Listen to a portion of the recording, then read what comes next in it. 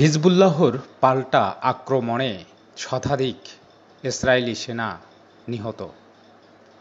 Hezbollah জানিয়েছে, Israeli বাহিনীর বিরুদ্ধে চালানো তাদের পাল্টা আক্রমণে শতাধিক সেনা নিহত এবং 1000 সেনা আহত হয়েছে।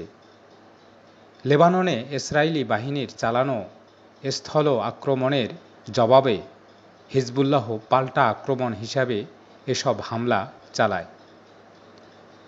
মঙ্গলবার গণমাধ্যমে প্রকাশিত হিজবুল্লাহর পৃথক বিবৃতিতে বলা হয়, হিজবুল্লাহর যোদ্ধারা ফিলিস্তিনের দখলকৃত অঞ্চলগুলোতে একাধিক অভিযান পরিচালনা করেছে।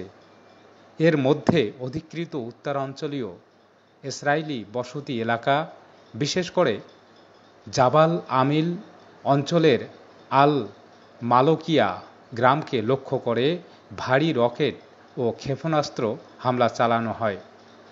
হিজবুল্লাহর অপারেশন রুম জানায়,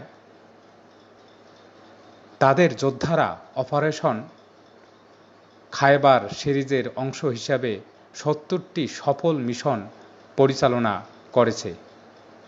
লেবাননের সশস্ত্র বাহিনীটি আরও জানায়, তাদের ড্রোন ইসরায়েলের টিবেরিয়াস উপজেলার একটি সামরিক ঘাঁটিতে আক্রমণ চালায়, যার ফলে ইসরায়েলি সামরিক বাহিনীর মধ্যে ব্যাপক ক্ষয়ক্ষতি ও প্রাণহানি ঘটে। হিজবুল্লাহ আরও জানায়, মিসাইল ও রকেট হামলার মাধ্যমে তারা ইসরায়েলের মাআলত, তারশিহা, সাফেদ এবং হাইফা শহরকেও লক্ষ্যবস্তু করেছে।